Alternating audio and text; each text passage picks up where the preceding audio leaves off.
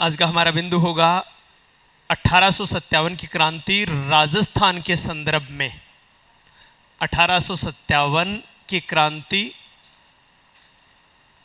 राजस्थान के संदर्भ में। तो 1857 की क्रांति और राजस्थान, ठीक है। अब देखो 1857 की क्रांति की चर्चा करें उससे पहले थोड़ा सा पृष्ठभूमि की चर्चा करें। सवाल ये उठता है राजस्थान में अंग्रेजों का नियंत्रण हुआ कैसे। ये अपने आप में एक रोचक बात कह सकते हैं, क्योंकि अंग्रेजों ने राजस्थान के किसी भी राजा को किसी युद्ध में पराजित नहीं किया और फिर भी राजस्थान पर शासन किया। शासन का मतलब नियंत्रण किया, प्रत्यक्ष शासन तो नहीं किया लेकिन नियंत्रण किया राजस्थान के राजाओं पर।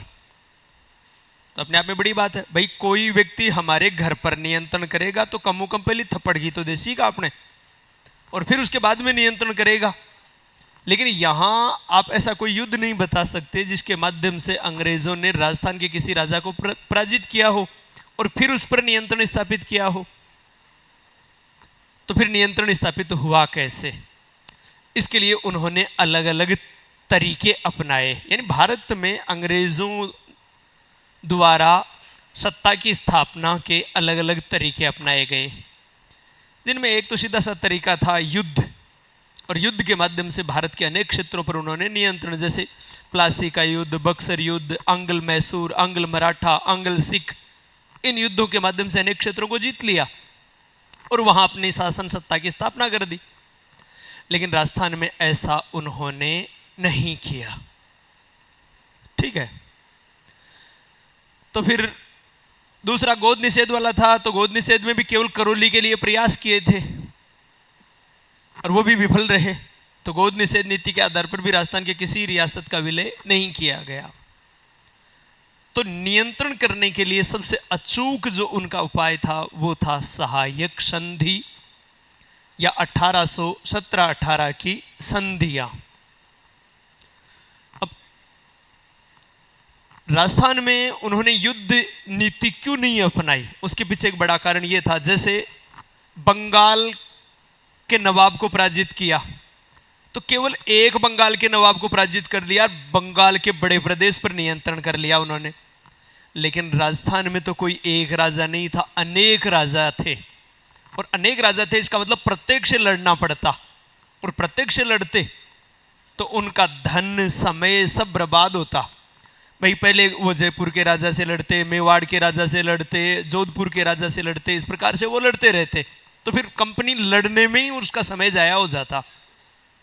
तो इसलिए युद्ध वाली नीति राजस्थान के क्षेत्र में, क्योंकि अकेले राजस्थान में अनेक रियासतें थी और उन रियासतों से सबसे उसे युद्ध करना पड़ता। पंजाब में तो केवल एक राजा को, दिलीप सिंह को पराजित कर दिया, इसका मतलब पंजाब पर नियंत्रण कर लिया। मराठा क्षेत्र में 5 मराठा संघ के सदस्य थे, उनको पराजित कर दिया, इसका मतलब मराठा क्षेत्र पर उनका नियंत्रण हो गया। मैसूर में एक हैदर या टीपू को पराजित कर दिया तो मैसूर पर नियंत्रण हो गया। लेकिन राजस्थान में तो बहुत बड़ी संख्या में राजा थे, तो इसका मतलब ये उनके लिए एक बड़ी समस्या हो सकती थी। तो इसलिए राजस्थान में उन्होंने युद्धों वाली पॉलिसी नहीं अपनाई। तो उन्होंने दूसरा तरीका विशेष तौर से वेलेजली लेकर आया, सहायक संधि प्रथा, ठीक है। वेलेजली सहायक संधि, और सहायक संधि के माध्यम से उन्होंने क्या किया, रियासतों पर नियंत्रण शिकंजा कसना शुरू कर दिया। सहायक संधि में क्या शर्तें थी, संधिकर्ता नरेश को अपने यहां पर एक अंग्रेजी सेना रखनी होती थी स्वयं के खर्चे पर। अब आप ये कहोगे भाई संधिकर्ता नरेश क्यों रखेगा सेना, क्योंकि वो सेना इस रूप में नहीं रखते कि भाई ये हमारी सेना है और आपको खर्चा देना है, वो इस रूप में रखते कि ये सेना आपकी सहायता करेगी, आप पर जो भी बाह्य आक्रमण होते हैं उन आक्रमणों से रक्षा करेगी। आपकी जो बड़ी सेना 1,50,000 की सेना जो काम नहीं कर सकती, वो ये 5,000 की सेना है, वो ये काम करेगी। तो आप फालतू में इतना बड़ी सेना का खर्च कर रहे हो, हमारे द्वारा प्रशिक्षित सेना को रख लो। तो परिणामतः वो उस सेना को रखने के लिए सहमत हो जाते। संधिकर्ता नरेश को अपने यहाँ पर एक पॉलिटिकल एजेंट, रेजिडेंट रखना होता। नाम तो क्या था कि वो प्रशासनिक मामलों का सलाहकार होगा, लेकिन वो क्या करता, हस्तक्षेप करने लग गया और वो सेना उसके नियंत्रण में रहती। तो एक प्रकार से राजा पर भी उसका नियंत्रण हो गया, क्योंकि वो सेना वहां पर उन प्रत्येक राज्यों के पास है जो कि संधि स्वीकार कर चुके हैं। प्रारंभ में ये संधियां इस रूप में की गई शुरुआत में कि हम आपकी सहायता के लिए ये सेना रख रहे हैं, ये संधि कर रहे हैं। लेकिन कालांतर में जब अंग्रेज इतने शक्तिशाली हो गए कि अब किसी भी राज्य को प्रस्ताव यही रखते, या तो युद्ध करो या संधि करो, तो प्राय राजाओं ने इसमें भलाई समझी कि युद्ध करने का मतलब हम अंग्रेजों से पराजित होंगे, जैसा कि पूर्व में अनेक रियासतों या राजाओं के साथ उदाहरण है। तो उन्होंने वो संधि करना स्वीकार कर लिया। फिर राजस्थान जैसे राजाओं ने क्यों स्वीकार किया?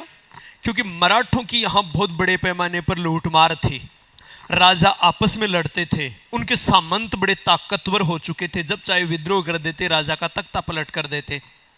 तो राजस्थान के राजाओं के सामने कई समस्याएं थी, मराठों की समस्या सबसे बड़ी समस्या थी।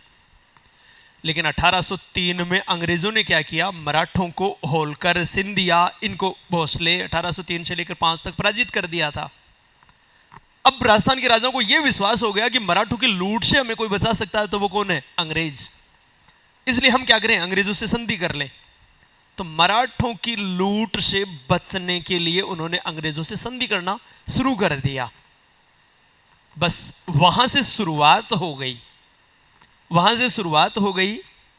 और अब देखो, शुरुआत में सबसे पहले राजस्थान की रियासत जिसने अंग्रेजों की संधि स्वीकार की थी वो थी भरतपुर रियासत। लेकिन वो कोई सहायक संधि नहीं थी, उसमें किसी सेना को रखने का प्रावधान नहीं था, उसमें इतना ही था, दोनों एक दूसरे के शत्रुओं को अपने यहां पर शरण नहीं देंगे, और दोनों एक दूसरे के राज्य पर आक्रमण नहीं करेंगे, और दोनों पर अगर कोई आक्रमण करता है तो परस्पर सहयोग करेंगे। इस प्रकार की संधि कर ली, और ऐसी संधि करने वाली राजस्थान की पहली रियासत थी, वो थी भरतपुर। ठीक है, यानी सबसे पहले 1803 में, सितंबर 1803 में भरतपुर राज्य ने, और उस समय भरतपुर का शासक था रणजीत सिंह, इस रणजीत सिंह ने ये संधि स्वीकार कर ली, संधि कर ली अंग्रेजों से। इसमें स्वीकार वाली कोई बात नहीं है, बराबर की संधि है एक प्रकार से। तो 1803 में अगर हमसे पूछें, सबसे पहले प्रयास तो किए थे जयपुर राज्य ने अंग्रेजों से संधि करने के, क्योंकि वो मराठों से त्रस्त था, मराठों से बहुत ज्यादा बड़े पैमाने पर, तो इसलिए सबसे पहले प्रयास जयपुर ने किए। लेकिन जयपुर को उस समय अंग्रेजों ने कोई तवज्जो नहीं दी। तो सबसे पहले संधि करने वाला राज्य या रियासत कौन सी थी, भरतपुर। कब की संधि, 1803 में। क्योंकि मराठों को बड़ी मात्रा में धन देना पड़ रहा था, खिराज, और इस संधि द्वारा वो उस खिराज से बच सकते थे, बच गए। हालांकि आगे चलकर फिर अंग्रेजों ने लेना शुरू कर दिया। जो खिराज मराठे लेते थे वो कौन लेने लग गए, अंग्रेज लेने लग गए अब। लेकिन उस समय तात्कालिक उन्होंने ये कारण सोचा। फिर 1803 में ही अलवर ने यह संधि स्वीकार कर ली। तो उसके बाद में, भरतपुर के बाद में दूसरी रियासत कौन सी थी जिसने, अलवर। तो आप याद रखोगे बीए, ए बी नहीं है ये बीए है। भरतपुर अलवर 1803 में, सितंबर 1803 और नवंबर 1803। ठीक है, फिर उसके बाद में जयपुर 1803 में ही संधि कर लेता है, दिसंबर 1803 में जयपुर। ये इनका क्रम है, इन संधियों के क्रम में। ठीक है, शायद कोई दिक्कत नहीं, ये सबसे पहले संधियों की बात हुई। अब देखो, अंग्रेजों को यह पता था कि राजपूताना क्षेत्र की जो रियासतें हैं उनको हम अपने साम्राज्य में शामिल तो नहीं करेंगे, लेकिन उन पर नियंत्रण करने का एक फायदा होगा। क्या, इनसे हम कर ले सकते हैं, और अपनी यहां सेना रखेंगे तो उस सेना का खर्चा ये देंगे, तो हमारी सैन्य ताकत बढ़ सकती है। और ये जो मराठों को कर देते हैं वो कर हमें दे देंगे अगर हमें इन्हें सुरक्षा की गारंटी दे दे तो इसका मतलब हमारी आमदनी बढ़ सकती है। इसलिए उन्होंने राजस्थान के राज्यों पर शिकंजा कसना शुरू किया और संधियां करना शुरू की। तो देखो यहां तो ये तो संधियां की, लेकिन ये एक प्रकार से अधीनता की संधियां नहीं है। ये संधि तो केवल एक दूसरे के विरोधियों को संरक्षण नहीं देंगे, बस यहां तक सीमित है। और इस समय गवर्नर जनरल था वेलेजली, 1798 से लेकर 1805 तक।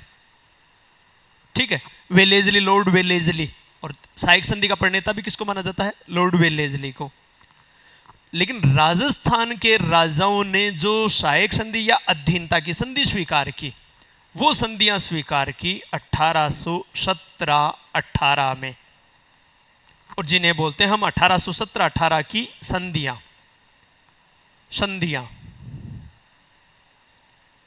तो ये संधियां अलग हैं, 3 वाली तो, और 17-18 की अलग हैं, क्योंकि 17-18 में तो राजस्थान की सभी रियासतें संधियां स्वीकार कर लेंगी अलग से, और वो एक प्रकार से अंग्रेजों की अधीनता स्वीकार कर लेंगी।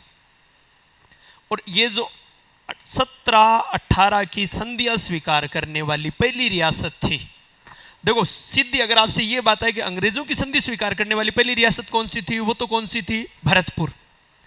राजस्थान की पहली रियासत जिसने अंग्रेजों की संधि स्वीकार की, अंग्रेजों से संधि की, वो तो कौन सी हो गई? भरतपुर।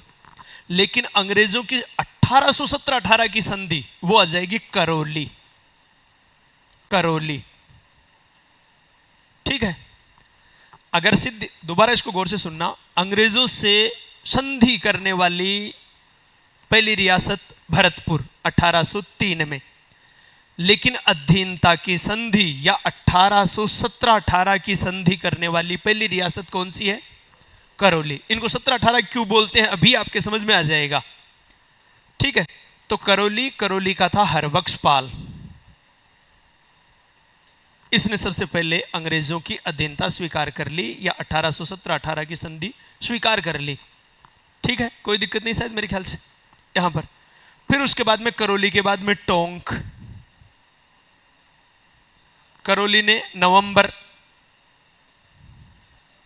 1817 में, टोंक ने भी नवंबर 1817 में। टोंक तो रियासत बनी 1817 में है। अमीर खां पिंडारी यहां का प्रथम नवाब था। राजस्थान की एक ही मुस्लिम रियासत है, पहले चर्चा कर चुके थे हम। ठीक है, तो टोंक। और फिर दिसंबर 1817 में कोटा। ये 3 रियासतें तो हैं 17 में। ठीक है, 17-18 की संधि बोलते हैं ना, 3 रियासत तो हैं 1817 में, से सभी 18 में शिवाय सिरोही को छोड़कर। सिरोही तो 1823 में है। ठीक है, तो बाकी चाहे आपसे जयपुर पूछें, मेवाड़ पूछें, कोई भी भरतपुर पूछें, अलवर पूछें, से सभी ने अंग्रेजों की 1817-18 की संधि या अधीनता की संधि कब स्वीकार की? 1818 में। ठीक है, शायद कोई दिक्कत नहीं। सिरोही ने कब स्वीकार की? 1823 में। और झालावाड़ तो बना ही 1838 में है। तो इसलिए देखो, सबसे अंत में सहायक संधि या अधीनता स्वीकार करने वाली रियासत कौन सी है? सिरोही। लेकिन अगर झालावाड़ ऑप्शन में है तो झालावाड़ होगा वहां पर, क्योंकि झालावाड़ को जब बनाते हैं अंग्रेजों द्वारा बनाई गई रियासत है झालावाड़। तो झालावाड़ को जब अलग कोटा से अलग करके अलग बनाई रियासत, झाला मदन सिंह को वो क्षेत्र सौंप दिया, वहां का राजा बना दिया, साथ में वो संधि भी की है उसी समय उससे। तो इसका मतलब 1838 में, हालांकि देखो झालावाड़ ऑप्शन में आता नहीं है, लेकिन हमें यह बात ध्यान रखना है कि झालावाड़ बना कब है? 1838 में। और सिरोही ने सहायक संधि कब स्वीकार की है? 23 में। तो ये जो संधियां स्वीकार करते हैं, वैसे सिरोही सबसे अंतिम है, लेकिन अगर झालावाड़ ऑप्शन में है, अभी तक ऐसा कभी समस्या आई नहीं है, लेकिन ये कॉमन सेंस की बात है, आपको ध्यान रखनी है। झालावाड़ रियासत का गठन कब हुआ? 1838 में। तो जब झालावाड़ 1838 में बनी तो उसके साथ संधि की गई थी, तो सबसे अंतिम कौन सी हुई? झालावाड़। अंग्रेजों की अधीनता स्वीकार करने वाली अंतिम रियासत कौन सी हुई? झालावाड़। लेकिन झालावाड़ ऑप्शन में प्राय नहीं रहता है, तो क्या करना होगा? सिरोही।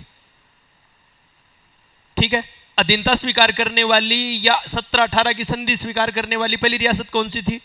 करौली। लेकिन सीधा डायरेक्ट ऐसे आए कि सर्वप्रथम अंग्रेजों से संधि करने वाली रियासत कौन सी थी? बात समझ में आ गई क्या? भरतपुर ने कब की थी संधि? लेकिन अधीनता कब स्वीकार की थी? 18 में। बात समझ आ गई यहां पर? भाई संधि कब की? 1803 में। और अधीनता की संधि कब की? 1818 में। शायद मेरे ख्याल से क्लियर है। अब देखो अंग्रेजों ने क्या किया कि राजपूताना क्षेत्र के प्रभाव को देखते हुए एक राजपूताना एजेंसी का गठन किया और उसका मुख्यालय प्रारंभ में बनाया आगरा। प्रारंभ में कहां बनाया? आगरा बनाया। ठीक है, लेकिन आगे चलकर देखो, अब अजमेर 1818 में उन्होंने अजमेर पर नियंत्रण कर लिया सिंधिया से। अच्छा देखो, इसको एक बता दूं आपको, सिंधिया ने अजमेर को जीता था। सिंधिया ने अजमेर को जीता था मारवाड़ राज्य से। एक युद्ध होता है डंगा का युद्ध, डंगा युद्ध। ठीक है, और यह होता है 1791 में। 1791 में डंगा युद्ध हुआ और इस डंगा युद्ध के माध्यम से, डंगा युद्ध में मारवाड़ की सेना को पराजित कर दिया महाजी। सिंधिया का सेनापति था एक फ्रांसीसी सेनापति था जिसका नाम था डी बोइन। आपको याद नहीं करना अभी, एक बार यहां पर बस इतना ये बता रहा हूं कि अजमेर अंग्रेजों के नियंत्रण में कैसे गया। तो मैं ये कहूंगा कि मराठों को पराजित करके और इस अजमेर पर नियंत्रण किया। तो आप ये कहोगे साहब मराठों का नियंत्रण यहां कैसे हुआ?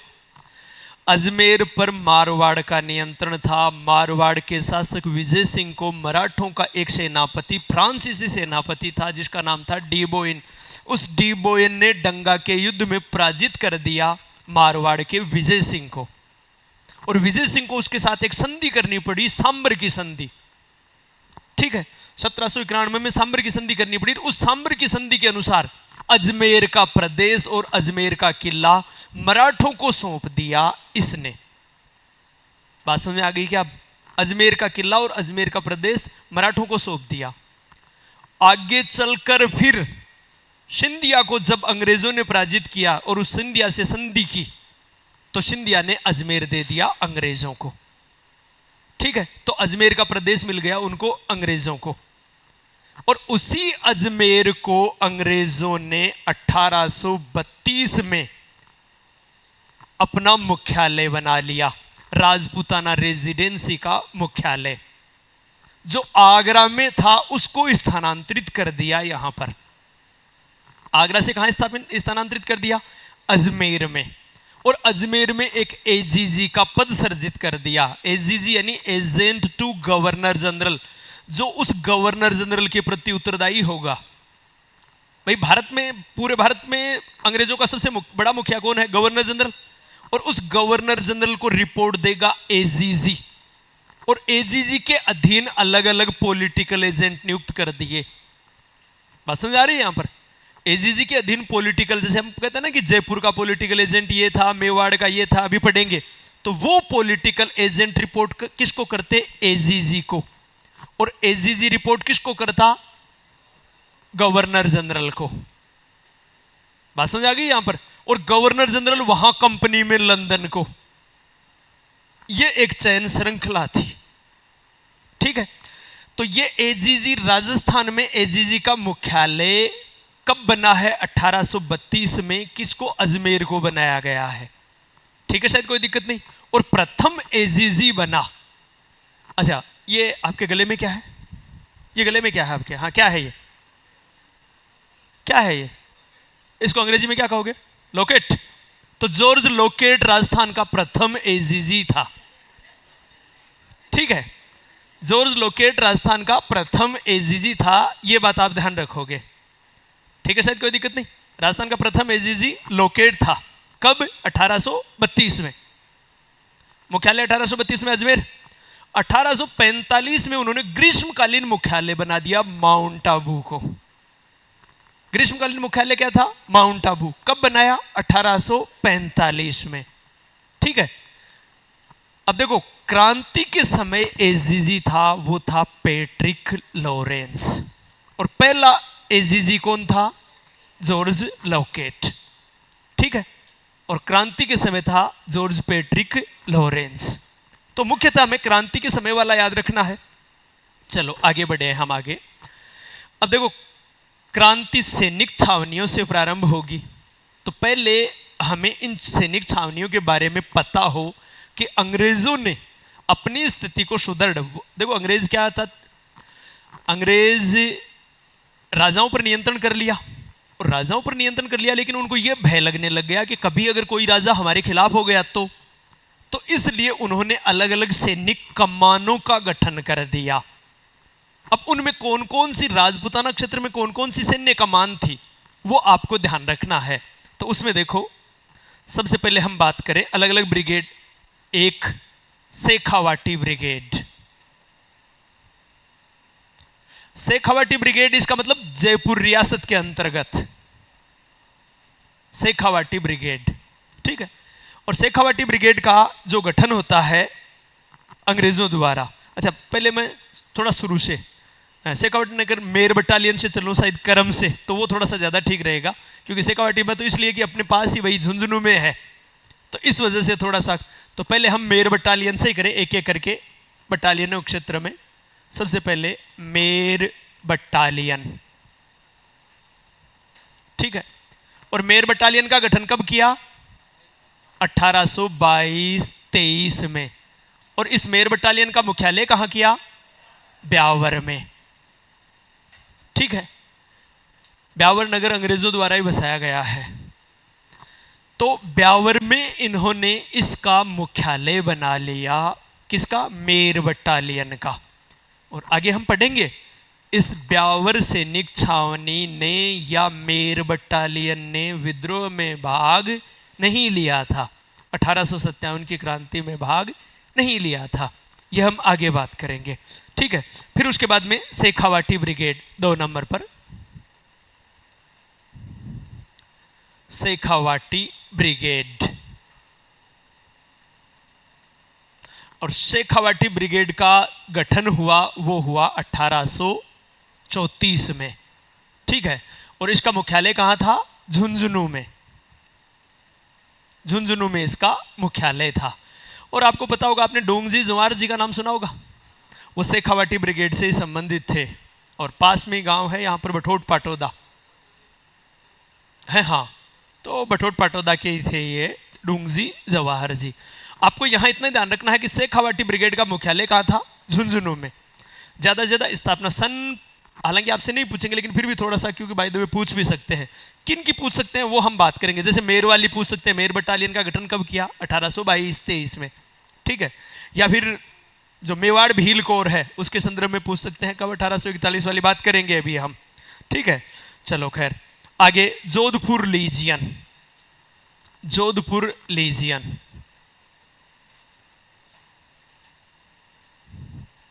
जोधपुर लीजियन। जोधपुर लीजियन। और जोधपुर लीजियन का गठन कब होता है? 1838 है शायद, 35, सॉरी 35, 1835। और जोधपुर लीजियन का मुख्यालय रहता है एरिनपुरा। एरिनपुरा। अब आपसे ये पूछे एरिनपुरा कहां है? अब देखो, निश्चित रूप से आप कोई बात नहीं, पाली करोगे, ठीक है, लेकिन पाली आपके ऑप्शन में नहीं भी हो सकता है, तब क्या करोगे आप? सिरोही। आप पिन कोड डालोगे इसके, क्या है देखो 33, अभी तो मैं दिमाग से निकल गया, जो पिन कोड हैं यहाँ के, वो पिन कोड सिरोही की शिवगंज तहसील के हैं। और सिरोही की शिवगंज तहसील में जब हम मैप पर सर्च करते हैं तब भी सिरोही की शिवगंज तहसील ही आ रहा है इसमें, लेकिन अपनी बुक सभी हैं उनमें सब में पाली दिया हुआ है। तो हालांकि हम बुक्स के आधार पर जो भी है इसको हम पाली मानेंगे एरिनपुरा को, लेकिन आप में से कोई है क्या यहाँ पाली या सिरोही का कोई प्रत्याशी? यहाँ पर पाली या सिरोही का कोई है क्या?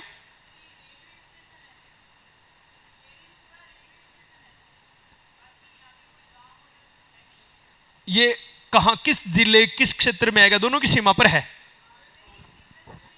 हैं? हाँ, तो अगर सुमेरपुर में है तब पाली में है, शिवगंज में है तब सिरोही में है। अब समस्या ये आ गई क्योंकि दोनों में मैप पर जब हम देखते हैं तो ये थोड़ा एक कंट्रोवर्शियल बात है। हाँ, देखो बुक्स के आधार पर हमें अगर पाली दिया हुआ है तो हमारा गलत नहीं करेंगे, चाहे ये सिरोही में है तो भी। उसके पीछे कारण ये है कि मानक पुस्तकों में भी दिया, हालांकि अगला थोड़ा सा देखो, हमसे अपेक्षा ये करते हैं कि भौगोलिक लोकेशन का हमें पता होना चाहिए, तो ये थोड़ा सा आप लोग भी इसको सर्च करोगे इस हिसाब से। मैंने कोशिश की, लेकिन अभी कोई पाली सिरोही का अपनी क्लास में कोई बंदा है ही नहीं अभी यहां पर। अच्छा, कोई भी नहीं है, चलो दूसरे क्लास में देखते हैं, कोई अगर है तो पूछते हैं ये बात। तो पाली, और पाली ऑप्शन में न हो तो क्या कर देंगे? सिरोही। ठीक है, चलो कोई नहीं, एरिनपुरा क्षेत्र। फिर उसके बाद में जोधपुर लीजियन के बाद में कोटा कंटिंजेंट 1838। कोटा कंटिंजेंट जो बटालियन है वो 1838 में। और मुख्यालय कहां होगा भाई? इसका मुख्यालय एक तो हो गया नीमच, वैसे दो जगह रहेगी, कोटा कंटिंजेंट देवली, नीमच देवली और आगरा, 3 जगह थी ये, नीमच देवली और आगरा में भी। लेकिन मुख्यतः हमें क्या याद रखना है? देवली और आगरा में भी इसके मुख्यालय 3 जगह थे, लेकिन हमें राजस्थान में यहां पर मुख्यालय कौन सा था? देवली, ये बात याद रखना है। फिर उसके बाद में अगली बटालियन मेवाड़ भील कोर, इसकी हम पहले भी चर्चा कर चुके हैं। Mewar Bhil core, Mewar Bhil core 1841। अब देखो, मैंने शायद आपको बताया था कि पिछली अभी जो एग्जाम है, जैसे कॉलेज लेक्चर वाली एग्जाम है, उसमें भी 1837 ही दिया हुआ था। 37 में इसके गठन की बात शुरू हो जाती है, सिफारिश कर दी जाती है कि 37 में, लेकिन गठन इसका 41 में होता है। ये बात ध्यान रखना, अगर 41 और 37 दोनों, तो हमें 41 करना है। एग्जाम में दो बार अभी हाल ही में आया है, दोनों बार 41 ऑप्शन में नहीं था, इसलिए 37 मान लिया। अगर 41 ऑप्शन में है तो 41 ही करना है यहां पर। मेवाड़ के राणा थे सरदार सिंह उनके समय में, तो मेवाड़ भील कोर 1841। मुख्यालय कहां था? खैरवाड़ा। ठीक है, तो अब इन क्षेत्रों में यहां पर अपनी बटालियनें नियुक्त कर दी कि राजस्थान के, देखो हर क्षेत्र में, कि अगर कोई रियासत, कोई भी रियासत या राजा अंग्रेजों के खिलाफ 3-5 करेगा तो ये बटालियन, अब इन बटालियन को प्रशिक्षण करने का पूरा काम कौन कर रहे हैं? अंग्रेज, लेकिन इनका खर्चा राजस्थान के राजाओं पर थोप दिया। तो खर्चा तो कौन वहन कर रहे हैं? राजस्थान के राजा। सैन्य ताकत किन की बढ़ी हुई है? अंग्रेज जो की सैन्य ताकत बढ़ी हुई है। ठीक है, तो खैर ये उस समय सैनिक बटालियन हैं जो कि अंग्रेजों द्वारा गठित हैं राजस्थान के क्षेत्रों में। ठीक है, अब हम बात करें क्रांति के समय की स्थिति की बात करें, तो पहली बात देखो एक एक करके, कि क्रांति के समय राजस्थान का एजीजी कौन था? AGG Patrick Lawrence. एजीजी का मुख्यालय कहां था? अजमेर, लेकिन ग्रीष्मकालीन मुख्यालय कहां था? माउंट आबू। अब आपसे यह पूछें, जिस समय क्रांति प्रारंभ हुई भारत में या राजस्थान में, उस समय एजीजी किस स्थान पर था? भाई देखो, क्रांति मई जून में प्रारंभ हुई है, और मई जून में प्रारंभ हुई है, इसको मतलब भी गर्मी में तावड़ाम बापची बो ठेकेले हो, वो तो माउंट आबू ही रहेगा गवर्नर जनरल। तो इसलिए कहा था, ये कॉमन सेंस की बात है सीधी सी। भाई राजस्थान में क्रांति जून में प्रारंभ हुई है, इसका मतलब गवर्नर जनरल माउंट आबू में था, वो सॉरी ये एजीजी माउंट आबू में था, एजीजी माउंट आबू में था, ये बात भी ध्यान रखना। ठीक है, अब देखो राजस्थान में उस समय 6 सैनिक बटालियन थी, वो छावनियां थी, सॉरी 6 सैनिक छावनियां थी राजपूताना क्षेत्र में। अब वो कौन कौन सी थी? नंबर 1 सबसे पहले हम एक एक करके, तो नसीराबाद, पहली बात, नसीराबाद कहाँ है? अजमेर में। अब यहां इस नसीराबाद में कौन सी सैन्य बटालियनें तैनात थी? तो एक तो थी 30वीं पैदल बटालियन और एक 15वीं native infantry, Bengal native infantry. और वो 15वीं बंगाल नेटिव इन्फेंट्री विद्रोह का प्रारंभ करेगी। राजस्थान में विद्रोह की शुरुआत 15वीं बटालियन द्वारा ही की जाएगी। ठीक है, तो यहां एक तो थी 30वीं पैदल बटालियन,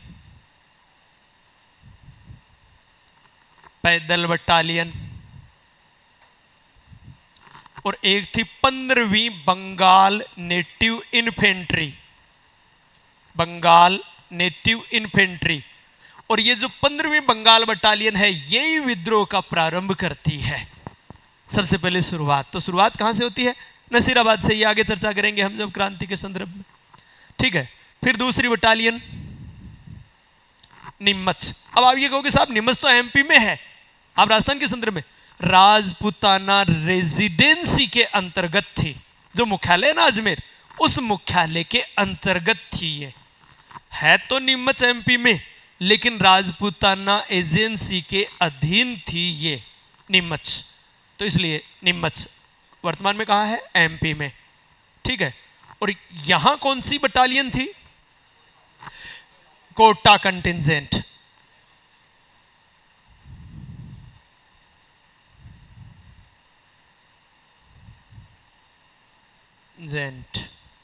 बटालियन थी। उसके बाद में तीसरी देवली। अब देवली टोंक में है और टोंक कोटा के पास में है, तो दिखती बात है यहां भी कौन सी बटालियन आ जाएगी? कोटा कंटिंजेंट। और ये एमपी आपको पता है, ये भी नीमच वाला कोटा के नजदीक है, तो यहां भी कोटा कंटिंजेंट। फिर उसके बाद में अगली बटालियन कौन सी? एरिनपुरा। एरिनपुरा अभी चर्चा की थी, पाली ओब्लिग सिरोही। हालांकि जब हम मैप पर सर्च करते हैं तो सिरोही दिखाता है, लेकिन बुक्स जितने भी आधार मानेंगे, बुक सब में पाली दिया हुआ है। और यहां एरिनपुरा में कौन सी थी? Jodhpur lesion, Jodhpur lesion battalion थी। ठीक है, फिर उसके बाद में पांचवी ब्यावर। ब्यावर अजमेर में है ही। और यहां कौन सी बटालियन थी? मेर बटालियन, पहले ही बता चुके हैं बटालियन। और उसके बाद में छठवीं खेरवाड़ा। खेरवाड़ा कहां है? उदयपुर में, उदयपुर। ठीक है, और यहां कौन सी थी? मेवाड़ भील कोर। ठीक है, और इन दोनों बटालियनों ने विद्रोह में भाग नहीं लिया था, अर्थात ब्यावर और खेरवाड़ा सैनिक छावनियों ने विद्रोह में भाग नहीं लिया था। ठीक है, वैसे बटालियन पूछे तो कौन सी है? मेर और मेवाड़ भील कोर ने भाग नहीं लिया। सैनिक छावनी पूछे तो कौन सी है? ब्यावर और खेरवाड़ा ने विद्रोह में भाग नहीं लिया था। ठीक है, शायद कोई दिक्कत नहीं। अब बात करें हम क्रांति के समय विभिन्न रियासतों में जो पॉलिटिकल एजेंट थे, तो प्रमुख जो पॉलिटिकल एजेंट और प्रमुख शासक, उनके संदर्भ में बात करें तो देखो, क्रांति के समय विभिन्न रियासतों के शासक व पॉलिटिकल एजेंट, तो इधर तो नाम आ जाएगा रियासत, इधर शासक, इधर पॉलिटिकल एजेंट। पॉलिटिकल एजेंट जो एजीजी को रिपोर्ट करते, ठीक है, एजीजी के प्रति उत्तरदायी थे एक प्रकार से। रियासतों में जैसे हम पहले लें मेवाड़, और मेवाड़ का शासक कौन था क्रांति के समय? राणा स्वरूप सिंह, राणा स्वरूप सिंह। पॉलिटिकल एजेंट कौन था? Captain Showers, captain Showers. ठीक है, मारवाड़ का शासक कौन था? स्वरूप सिंह, वो सॉरी तख्त सिंह। स्वरूप सिंह तो मेवाड़ का आ गया ना, तख्त सिंह। पॉलिटिकल एजेंट था मेक मोशन। Make motion. फिर जयपुर, जयपुर का शासक तो कौन था? सवाई राम सिंह या राम सिंह द्वितीय। आपको एक बड़ी जानकारी देता हूं, क्रांति के समय राजस्थान की 3 रियासतें ऐसी थी जहां के शासक राम सिंह थे, और तीनों ही महत्वपूर्ण हैं, तीनों ही याद रखेंगे हम। अलग अलग हैं तीनों राम सिंह। क्रांति के समय 3 रियासतें ऐसी होंगी जहां के शासक राम सिंह होंगे। एक जयपुर, दूसरी कोटा, तीसरी बूंदी। तीनों जगह राम सिंह रहेंगे। ठीक है, जयपुर, कोटा और बूंदी तीनों रियासतों में राम सिंह नाम के शासक रहेंगे। ठीक है, चलो खैर, तो राम सिंह यहां का सवाई राम सिंह था, और पॉलिटिकल एजेंट था कर्नल ईडन। ईडन। ठीक है, फिर कोटा, कोटा का भी शासक कौन था? राम सिंह, और वो भी संयोग से कोइंसिडेंसली राम सिंह द्वितीय ही था। ठीक है, और पॉलिटिकल एजेंट कौन था? Major Burton. ठीक है, फिर भरतपुर,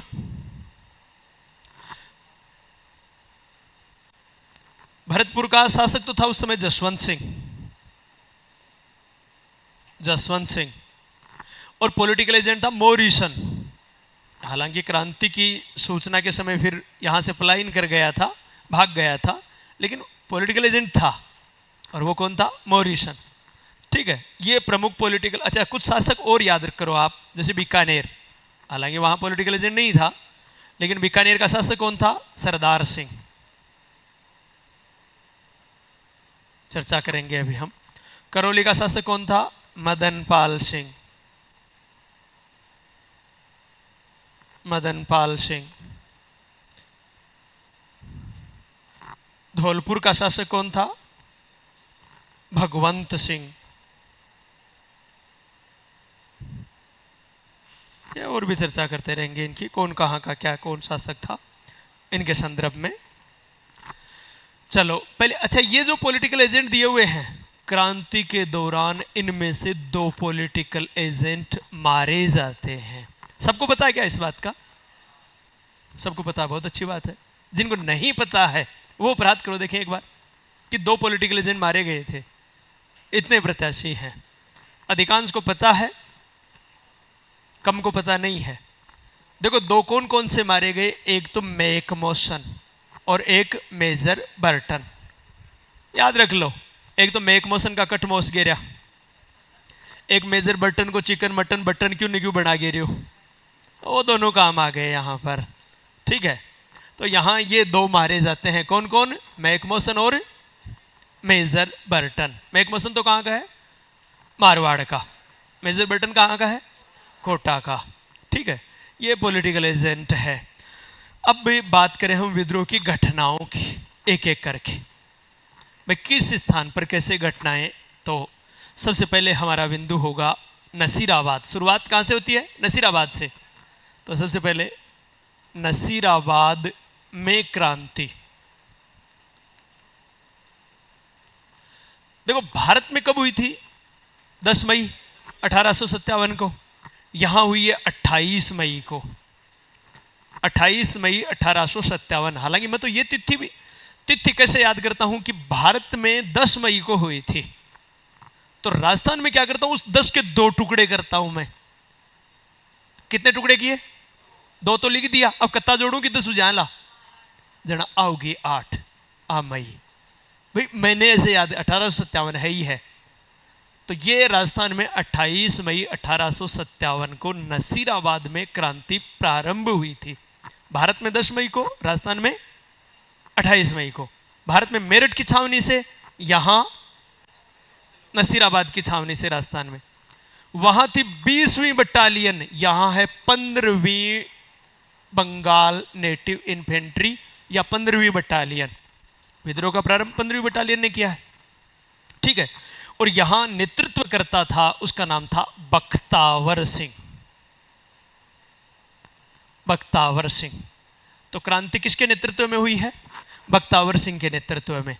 और यहां दो अंग्रेज अधिकारियों न्यूबेरी और स्पॉटिसवुड नामक अंग्रेज सैन्य अधिकारियों को क्रांतिकारियों द्वारा मौत के घाट उतार दिया गया था।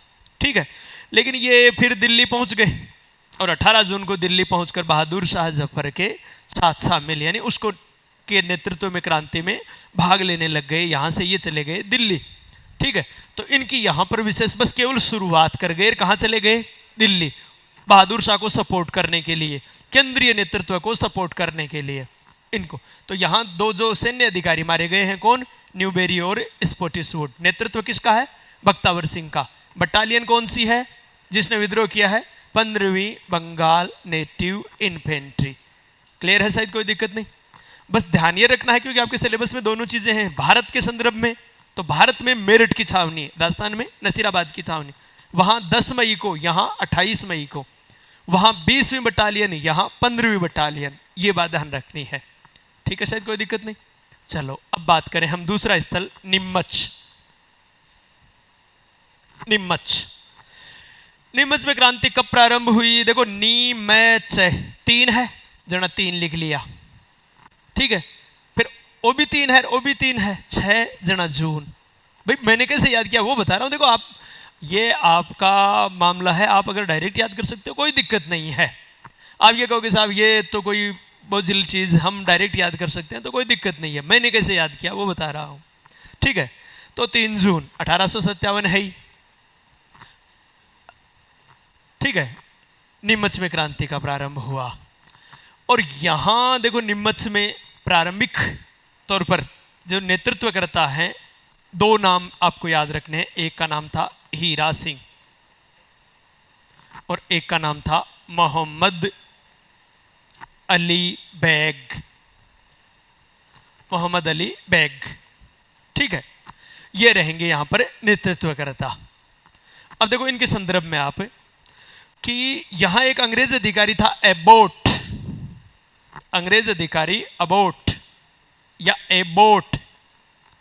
इस अंग्रेज अधिकारी ने जब सूचना मिली कि साहब इस प्रकार से नसीराबाद में विद्रोह हो चुका है और ऐसे ऐसे यहां नीमच में भी हो सकता है, तो इसने सभी सैनिकों को राजभक्ति की शपथ दिलाने के लिए एकत्रित किया कि आप सब शपथ लो कि हम राज के प्रति वफादार रहेंगे, विद्रोह में भाग नहीं लेंगे।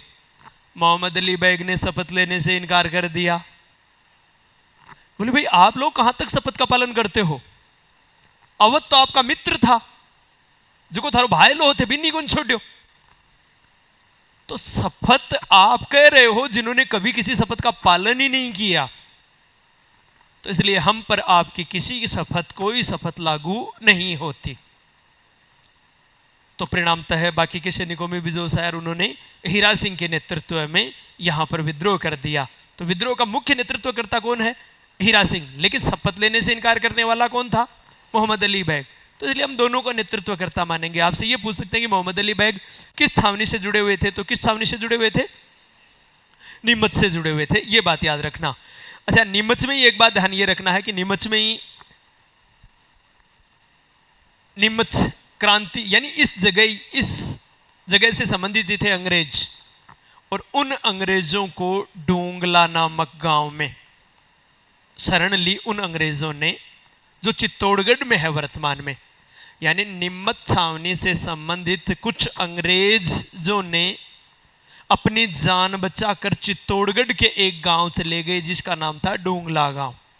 ये चित्तौड़गढ़ में है। यहां रुघाराम नाम का किसान था, उसके यहां पर इन्होंने शरण ली। ठीक है, और बाद में मेवाड़ के महाराणा को पता चला, तो मेवाड़ के महाराणा ने इन सैनिकों को यहां से निकाल लिया। इन अंग्रेजों को, अंग्रेज परिवारों को, ये अंग्रेज परिवार हैं, और इनको निकाल कर कहां शरण दी है? इनको पिछोला झील में। तो हमें यहां यह ध्यान रखना है कि डोंगला गांव 1857 की क्रांति के दौरान चर्चा में रहा था। तो वो किस जिले में है? चित्तौड़गढ़ जिले में। डोंगला गांव में अंग्रेजों को, नीमच से भागे हुए अंग्रेज और उनके परिवारों को शरण देने वाला किसान कौन था? रुघाराम। ठीक है, ये बात ध्यान रखनी है यहां पर। फिर उसके बाद में नीमच के बाद में अगला स्थान आएगा एरिनपुरा। एरिनपुरा, एरिनपुरा में क्रांति का प्रारंभ हुआ। एरिनपुरा तो 21 अगस्त 1857 एरिनपुरा में, ठीक है। और यहां प्रारंभ में नेतृत्व करता थे वो थे तिलकराम,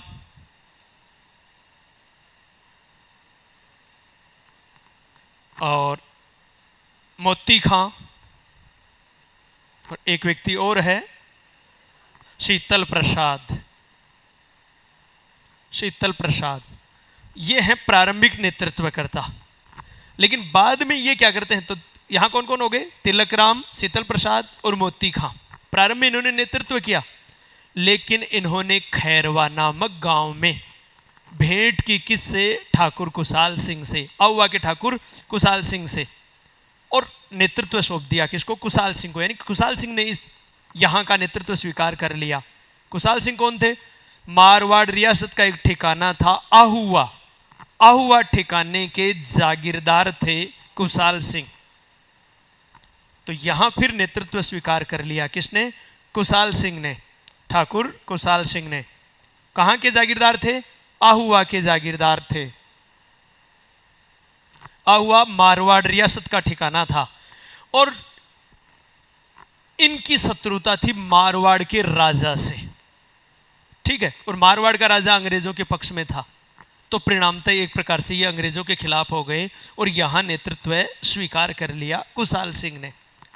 कुशाल सिंह ने क्रांति का केंद्र बनाया सुगाली माता मंदिर और कामेश्वर महादेव मंदिर को, कि वहां से जो भी मीटिंग है, शुरुआत है, तो केंद्र बनाया किसको, सुगाली माता मंदिर और कामेश्वर महादेव मंदिर।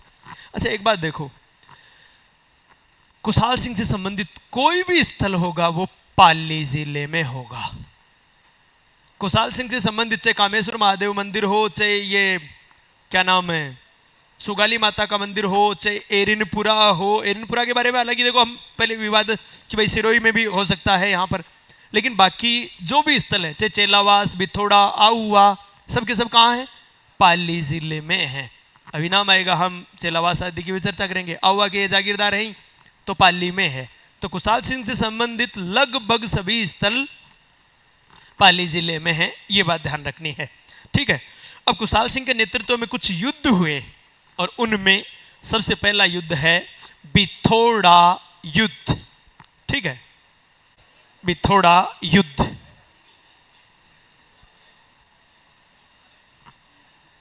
बिथोड़ा युद्ध देखो ये होता है 8 सितंबर 1857। किन के मध्य, तो क्रांतिकारियों और जोधपुर राज्य की सेना के मध्य। जोधपुर राज्य की सेना के मध्य क्रांतिकारियों का नेतृत्व कौन करता है, कुशाल सिंह। और जोधपुर राज्य की सेना का नेतृत्व कौन करता है, जोधपुर का किलेदार रहता है जिसका नाम रहता है ओनाड़ सिंह। तो किलेदार ओनाड़ सिंह,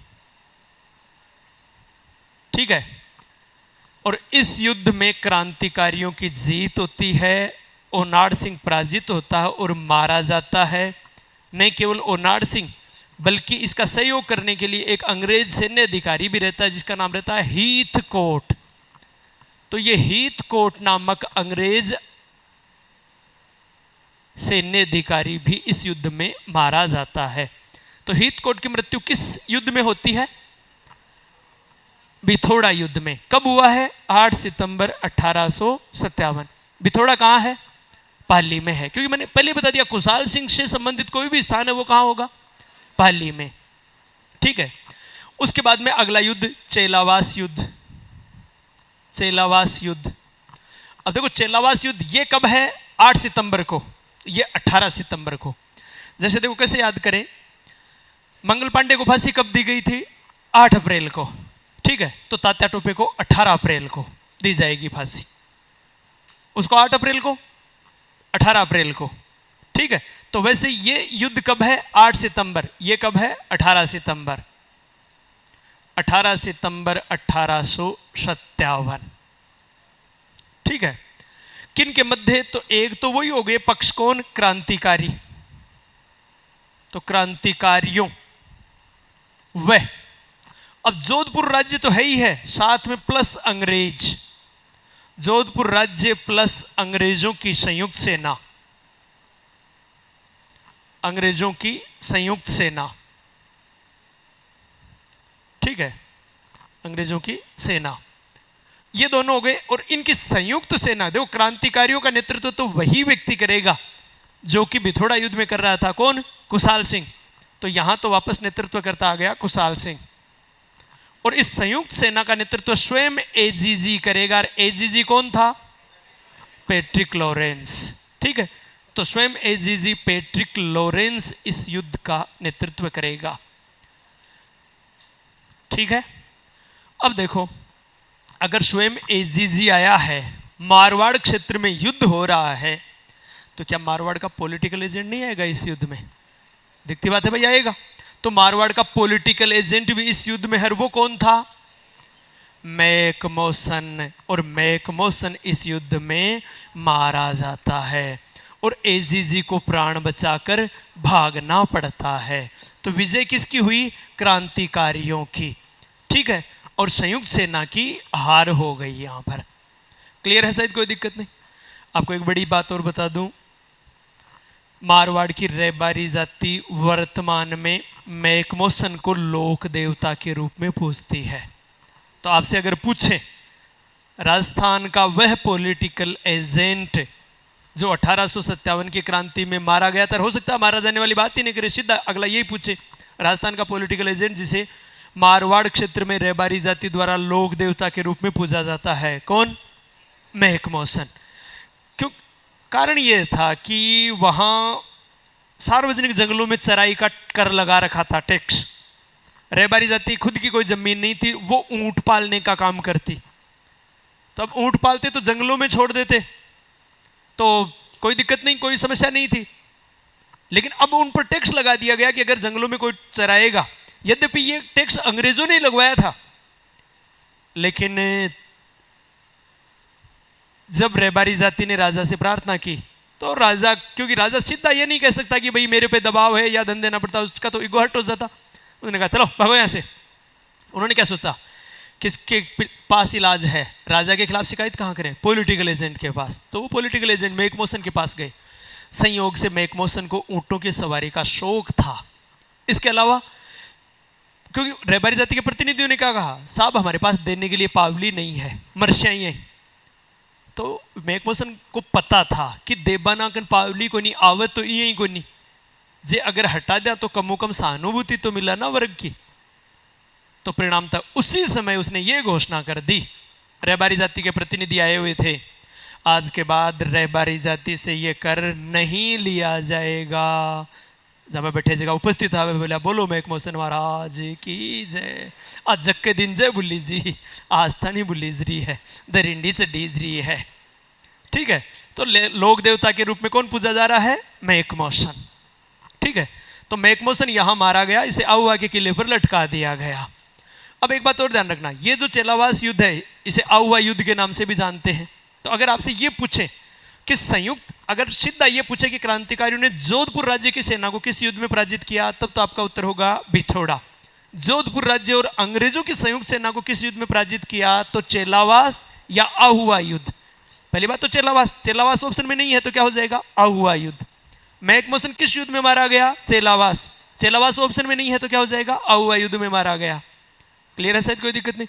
मारवाड़ के लोकगीतों में इस चेलावास युद्ध को गोरों व कालों का युद्ध भी कहा जाता है। ठीक है, मारवाड़ के लोकगीतों में इस युद्ध को गोरों व कालों का युद्ध भी कहा गया है। ठीक है, यह बात ध्यान रखनी है। अब देखो यहां इस क्रांति का दमन है, वो अंग्रेज सैन्य अधिकारी, क्या नाम उसका, होम्स, घर का बहुवचन। आहुआ क्रांति का दमन करता है अंग्रेज सैन्य अधिकारी होम्स। ठीक है, यह बात भी ध्यान रखनी है। और होम्स है वो 20 जनवरी 1858 को ही आहुआ पर अधिकार कर लेता है और 8/8/60 को, यानी 8 अगस्त 1860, 8/8/60 इसलिए बोल रहा हूं, 8 अगस्त 1860, ये बोलने में इजी रह जाए, जैसे 8/8/60। इस समय आत्मसमर्पण किया है किसने? कुशाल सिंह ने। भाई एक बड़ी बात है, बड़े क्षेत्र का नेतृत्व करता है, तो कुशाल सिंह ने आत्मसमर्पण कब किया? 8 अगस्त 1860 को। और फिर इस पर अभियोग चला विलियम टेलर की अध्यक्षता में। तो टेलर आयोग ने, दर्जी आयोग नहीं, टेलर आयोग, टेलर आयोग ने सबूतों के अभाव के आधार पर कुशाल सिंह को बाइज्जत बरी कर दिया। ठीक है, और बाइज्जत बरी कर दिया। अंत समय कुशाल सिंह का गुजरा है उदयपुर में, और उदयपुर में ही 1864 में कुशाल सिंह की मृत्यु हुई थी। तो ये बात भी पूछ सकते हैं, मृत्यु कहाँ हुई थी? उदयपुर में। ठीक है, कब? 1864 में। ठीक है, और आयोग कौन सा था जिसने बरी किया अभियोग? टेलर आयोग। ये बात भी ध्यान रखना है। ठीक है, फिर कुशाल सिंह के बाद आसोप के ठाकुर शिवनाथ सिंह ने और पृथ्वी सिंह ने यहाँ क्रांति का नेतृत्व किया था। अच्छा, वो एरिनपुरा छावनी का ही था नारा, कौन सा? दिल्ली चलो मारो फिरंगी। तो वो जो नारा था वो एरिनपुरा इसका ही था, है ना। चलो खैर, अब बात करें हम कोटा में विद्रोह है।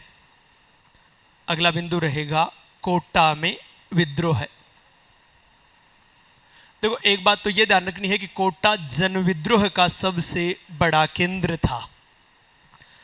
जनविद्रोह यानी जहां जनता ने भाग लिया। बाकी जगह देखो असंतुष्ट सैनिक या सामंत मोस्टली यही भाग ले रहे हैं, जनता प्राय उदासीन रही है। और जयपुर रियासत में तो बिल्कुल उदासीन रही है जनता। तो सबसे ज्यादा जनता ने सक्रिय भागीदारी कहां निभाई है? कोटा में। यह बात याद रखना। तो जन विद्रोह का सबसे बड़ा केंद्र था कोटा, और यहां क्रांति प्रारंभ हुई 15 अक्टूबर 1857 को। किसके नेतृत्व में? जयदयाल भटनागर और मेहराब खां के नेतृत्व में, मेहराब खां के नेतृत्व में क्रांति हुई। ठीक है, यहां क्रांतिकारियों ने क्या किया? कोटा के शासक कौन था? राम सिंह। राम सिंह को बंदी बना लिया, और बंदी बनाकर कोटा के पॉलिटिकल एजेंट मेजर बर्टन को उसके पुत्रों सहित, और फैमिली डॉक्टर था, और फैमिली डॉक्टर का नाम था सेडलर, डॉक्टर सेडलर।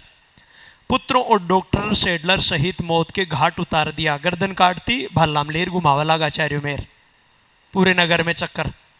ठीक है, तो यहां मेजर बर्टन को भी मार दिया गया, उसके परिवार और फैमिली डॉक्टर सहित।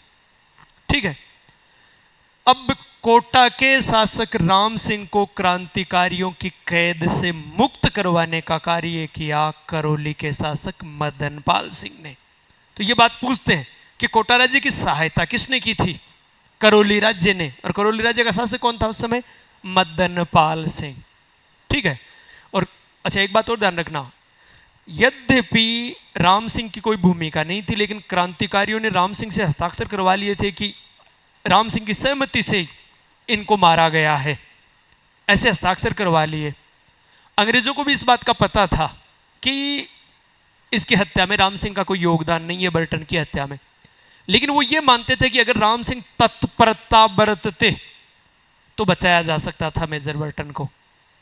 इसलिए अंग्रेजों ने कोटा राज्य की तोपों की सलामी को गठा दिया था, और करौली राज्य की तोपों की सलामी को उसी अनुपात में बढ़ा दिया था।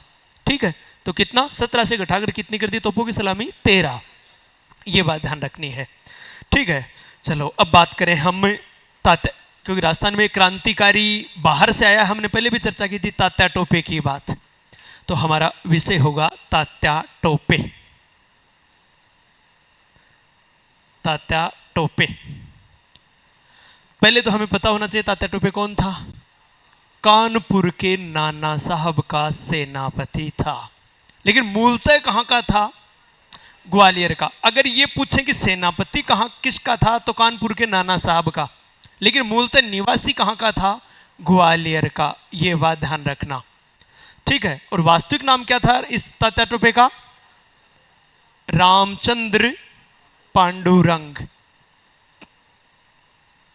वास्तविक नाम था रामचंद्र पांडुरंग, ठीक है। कानपुर, झांसी, ग्वालियर और राजस्थान में क्रांति में भाग लिया था।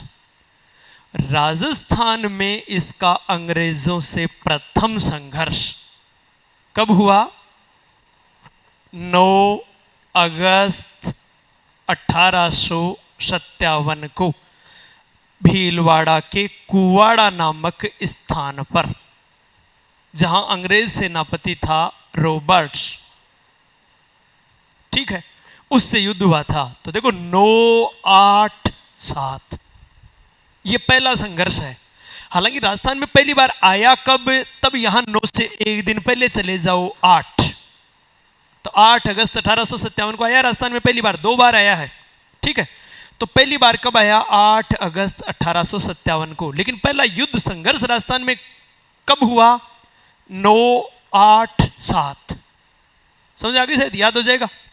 किस स्थान पर? कुवाड़ा नामक स्थान पर, भीलवाड़ा में। और वो अंग्रेज सैन्य अधिकारी कौन था जिससे संघर्ष हुआ? रॉबर्ट्स। लेकिन यहां तात्या टोपे की पराजय होती है, ठीक है। तात्या टोपे मैंने दोबारा बताया 2 बार राजस्थान आया, ठीक है। तो पहली बार तो कब आया है? 8 अगस्त 1857। युद्ध कब हुआ? 987। दूसरी बार आता है, वो आता है 11 दिसंबर, यानी 11/12/1800 शायद 57 में आता है। दूसरी बार 57 में, 11 दिसंबर 1857 को, ठीक है। ये दूसरी बार आया है। तो देखो यहां पर 11/12 है ये, और ये कितना होता है? 7/5 पर। ये तो थोड़ा सा खैर चलो, आप इसमें ये ध्यान रख लेना, ये 9/8, ये 11/12। यहां पर याद करते समय ये अंतिम 2 बार आया है। इस दौरान जब दूसरी बार आया है तो इसने एक तो झालावाड़ राज्य की गोपाल नाम की सेना को पराजित किया है, एक बांसवाड़ा राज्य पर अधिकार किया है, शायद लिखा हुआ है मेरे ख्याल से ये बातें, ठीक है। 2 बार आया है तो इस दौरान। और तात्या टोपे का, बांसवाड़ा पर तो अधिकार ही कर लिया था इन्होंने। तात्या टोपे का अंतिम संघर्ष जहां आप लोग बैठे हो, भाई सीकर में हुआ था। एक मतलब या तो तात्या टोपे को घोड़ो ठीकी गए हैं, या अंग्रेजा को गए, को तो पाक को गए ठीकी, ठीक है। तो अंतिम संघर्ष सीकर में हुआ था, यह बात भी ध्यान रखना। तात्या टोपे का अंतिम संघर्ष कहां हुआ है? सीकर में, ठीक है। तात्या टोपे का अंतिम संघर्ष सीकर में हुआ, जहां सीकर के सामंत, अच्छा किस अंग्रेज किस अधिकारी से हुआ? होम्स से। वही होम्स जिसने आहुआ क्रांति का दमन किया था, ठीक है। तो होम्स के नेतृत्व वाली सेनाओं से संघर्ष हुआ। यहां तात्या टोपे का सहयोग किया था सीकर के सामंत भैरव सिंह ने। भैरव सिंह को तात्या टोपे का सहयोग करने के कारण फांसी की सजा दी गई थी। तो आपसे अगर पूछे किस स्थान के सामंत को तात्या टोपे का सहयोग करने के कारण फांसी दी गई थी, तो किस? सीकर के सामंत को फांसी दी गई है, भैरव सिंह को, ठीक है। फिर देखो नरवर, शाहपुरा में एक जगह है नरवर। नर है जन वर है, नहीं तो वधू थी ना। नरवर, शाहपुरा, ठीक है, का जागीरदार था मान सिंह नरू का। यह एमपी में है, मान सिंह नरू का। और मान सिंह नरू का द्वारा विश्वासघात करने के कारण तात्या टोपे पकड़ा गया। और फिर 18 अप्रैल, अच्छा जो सीकर में अंतिम संघर्ष हुआ था वो जनवरी 1859 को हुआ था। अंतिम संघर्ष जनवरी 1859 में हुआ था, ठीक है। और तात्या टोपे को क्या चीज? ये लिखा हुआ है ना, हाँ। और तात्या टोपे को जो फांसी दी गई है वो 18 अप्रैल 1859 को, कहां पर? मध्य प्रदेश के सीपरी नामक स्थान पर, जिसे शिवपुरी भी बोलते हैं, सीपरी या शिवपुरी, इस जगह पर एमपी में है, वहां पर फांसी दी गई। अच्छा ये बात ध्यान रखना, मेवाड़ का पॉलिटिकल एजेंट कौन था? कैप्टन सोवर्स, लिखा था शायद हमने। कैप्टन सोवर्स ने तात्या टोपे को फांसी दिए जाने का विरोध किया था। अगर आपसे पूछे किस अंग्रेज अधिकारी ने तात्या टोपे को फांसी दिए जाने का विरोध किया था, तो किसने? कैप्टन सोवर्स ने तात्या टोपे को फांसी दिए जाने का विरोध किया था। ठीक है, अब हम बात करें एक नाम तात्या टोपे की जगह ही, अमरचंद बांठिया। अगला नाम अमरचंद बांठिया। बांठिया, ठीक है। अमरचंद बांठिया के संदर्भ में देखो क्या क्या बातें याद रखनी है। पहली बात, अमरचंद बांठिया था कहाँ का? बीकानेर का, लेकिन ये ग्वालियर राजघराने में दीवान था। ग्वालियर राजघराना यानी सिंधिया। ठीक है, देखो पहली बात, अमरचंद बांठिया कहाँ का है? बीकानेर का, लेकिन दीवान कहाँ है? ग्वालियर राजघराने में।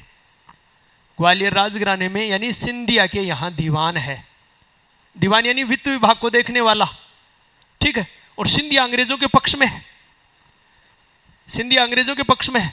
सिंधिया तो मालिक तो अंग्रेजों के पक्ष में है, लेकिन इस दीवान ने, अमरचंद बांठिया ने खजाना यानी आर्थिक सहायता दी लक्ष्मीबाई और तात्या टोपे को। तो परिणामतः इसे कहा जाता है क्रांति का भामाशाह है। और तात्या टोपे और झांसी की रानी लक्ष्मीबाई को आर्थिक सहायता देने के कारण अंग्रेजों ने इसे फांसी की सजा दी, और क्रांति के दौरान फांसी दिए जाने वाला पहला राजस्थानी है। इस कारण इसे कहा जाता है राजस्थान का मंगल पांडे। तो क्रांति का भामाशाह किसको कहा गया है? अमरचंद बांठिया को। राजस्थान का मंगल पांडे किसको कहा गया है? अमरचंद बांठिया को। कहाँ का निवासी है? बीकानेर का निवासी। और कहाँ दीवान कहाँ था? ग्वालियर राजघराने में। ठीक है, शायद कोई दिक्कत नहीं। चलो आगे बात करें। अब देखो अलग अलग राज्यों की भूमिका। पहले हम बात करें जयपुर की। जयपुर की भूमिका। जयपुर का राजा कौन था? राम सिंह। पहले चर्चा कर चुके हैं।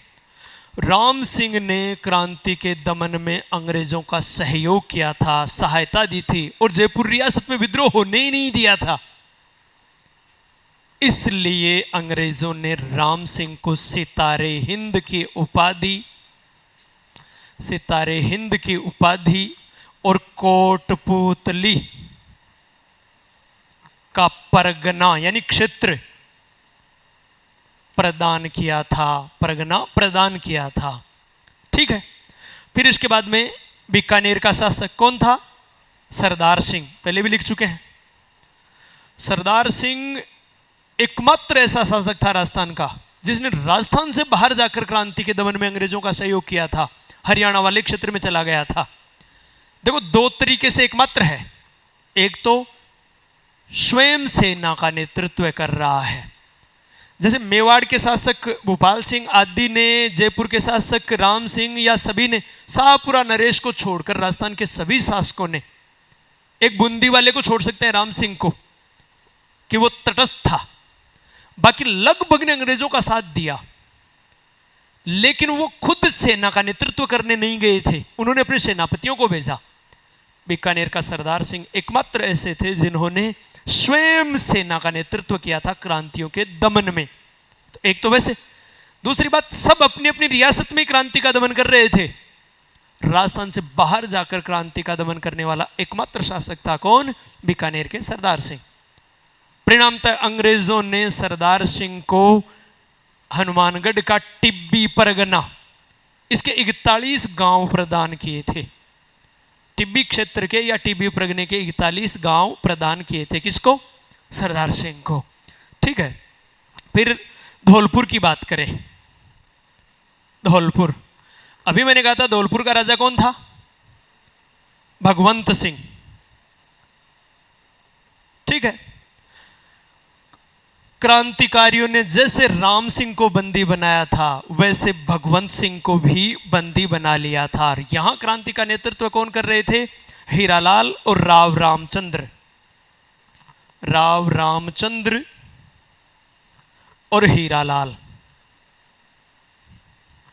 लेकिन पटियाला की सिख सेना की मदद से यहां क्रांति का दमन कर दिया गया और भगवंत सिंह को क्रांतिकारियों की कैद से छुड़वा दिया गया। तो कोटा के शासक की सहायता तो किस राज्य ने की थी? करौली के मदन पाल सिंह ने, करौली राज्य ने। और यह धौलपुर के भगवंत सिंह की सहायता कौन करती है? पटियाला की सिख सेना, यानी पटियाला का नवाब सहायता करता है, पटियाला का शासक सहायता करता है। ठीक है, तो अगर राजस्थान का कोई राजा बाहर गया है क्रांति के दमन के लिए, तो क्रांति के दमन के लिए बाहर से भी कोई आया है, कहां से? पटियाला से। ठीक है, चलो खैर, ये बात भी ध्यान रखनी है। फिर देखो टोंक की बात करें हम, टोंक के क्षेत्र में, टोंक का नवाब तो था वजीरुद्दौला, लेकिन वो तो अंग्रेजों के साथ था। तो यहां विद्रोहियों का नेतृत्व किया इस नवाब का ही मामा था मीर आलम। इस मीर आलम खां के नेतृत्व में क्रांतिकारियों ने विद्रोह किया था। टोंक की एक बड़ी बात यह है कि यहां महिलाओं ने भी विद्रोह में भाग लिया था। टोंक में यह बात भी ध्यान रखनी है कि टोंक में महिलाओं ने भी बड़ी संख्या में क्रांति में भाग लिया है। ठीक है, शाहपुरा के बारे में पहले बता चुका हूं कि शाहपुरा, नरेश, लक्ष्मण सिंह, कई जगह उमेद सिंह भी नाम मिल सकता है। तो लक्ष्मण सिंह अगर नाम न हो तो उमेद सिंह करना, बाकी लक्ष्मण सिंह। कि शाहपुरा, नरेश, लक्ष्मण सिंह एकमात्र ऐसा शासक था जिसने क्रांति के दमन में क्रांतिकारियों का साथ दिया है, अंग्रेजों के खिलाफ क्रांतिकारियों का साथ दिया है क्रांति में। ठीक है, और बूंदी नरेश राम सिंह वैसे तटस्थ था, लेकिन उसकी सहानुभूति क्रांतिकारियों की तरफ थी। तो देखो, एकमात्र ऐसा शासक है जिसने अपना स्वयं का खजाना क्रांतिकारियों को लूटने दिया। मतलब क्रांतिकारी आया, खजानो लूट रहा, जा मुंडो फेर लियो, बोले मेरू तो कोई क्यों जाता लूटवा, बोले लेकिन फिर लूट लो, ले जाओ। तो ऐसा करने वाला एकमात्र शासक कौन है? बूंदी का राम सिंह। ये बात भी ध्यान रखना कि वो खुद तो बोले मत तो थान कौन दू, क्योंकि थान दू जना मन में अंग्रेजी इलाज कर दी मेरो, पर थे मत ले जाओ, लेकिन यहाँ ले जाओ कमन मेरो को नहीं पड़ रही हो। ऐसा कई बार जैसे हम भी कहते हैं, कई बार क्या है, प्रत्याशी को छुट्टी लेने के लिए आता है और ऐसी परिस्थिति हम सोचते हैं कि भाई इसको छुट्टी दे दी जाए, तो ये कहते हैं देख तू मन पूछ मत चलो जा। मतलब समझ गया कि मन पूछ मत चलो जा, क्योंकि भाई तेरे जाणू जरूरी है और मत चलो जा, पूछे जना, बस दिखती बात हमारी मौन स्वीकृति है।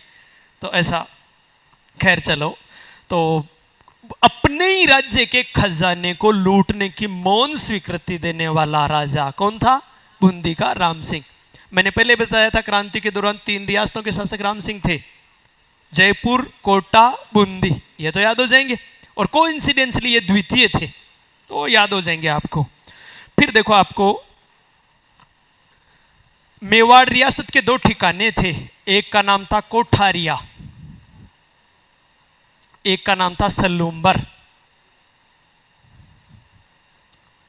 ध्यान रखना, वो जो आउवा था वो तो मारवाड़ का था, आसोप था मारवाड़ का था, वो तो मारवाड़ के ठिकाने थे। आउवा का तो कौन था? कुशाल सिंह। आसोप का कौन था? शिवनाथ सिंह।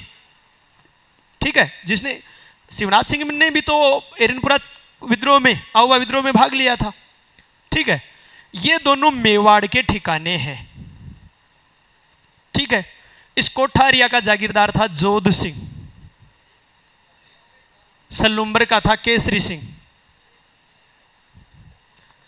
इन दोनों ने आहुआ के ठाकुर कुशाल सिंह और तात्या टोपे दोनों का सहयोग किया था। ठीक है, तो आपसे पूछ सकते हैं कोठारिया का संबंध जिसने कुशाल सिंह या तात्या टोपे को सहयोग दिया था कौन हो जाएगा? जोध सिंह। या तात्या टोपे का सहयोग करने वाला जोध सिंह कहां का जागीरदार था? कोठारिया का। तात्या टोपे या कुशाल सिंह का सहयोग करने वाला केसरी सिंह कहां का जागीरदार था? सलूम्बर का।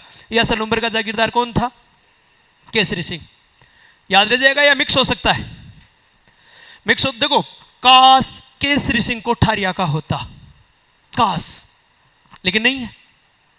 अगर केसरी सिंह कोठारिया का होता तो कैपर मिल जाता, ये दोनों हम इजी वे से याद कर लेते, लेकिन ऐसा नहीं है। तो एक दूसरा तरीका निकालो आप कि कोजा का मतलब होता है खतरनाक, और जो खतरनाक होता है वो सकता है। तो को जो शक, को जो शके, को यानी कोठारिया, जो यानी जोध सिंह, से सलूम्बर के केसरी सिंह। तो को जो शक यानी खतरनाक हुआ वही शक है। ए खतरनाक हा जने अंग्रेजा के खिलाफ आ दुनिया को सहयोग कर दी हो। याद हो जाएगा शायद मेरे ख्याल से। तो ये दोनों ठिकाने इस संदर्भ में आपसे पूछ सकते हैं, ये बात आपको याद रखनी है। फिर 2 पुस्तकें हैं राजस्थान में क्रांति से संबंधित। एक है Rajasthan role in the struggle of 1857। Rajasthan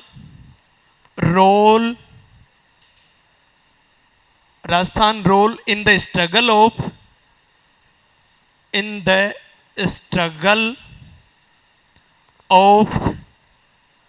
1857। लेखक कौन है? नाथूलाल खड़गावत। एक तो ये पुस्तक आपको याद करनी है राजस्थान के संदर्भ में। भारत वाली तो पहले लिख ही चुके हैं हम। फिर इसके अलावा एक पुस्तक है द म्यूटनी इन राजपुताना।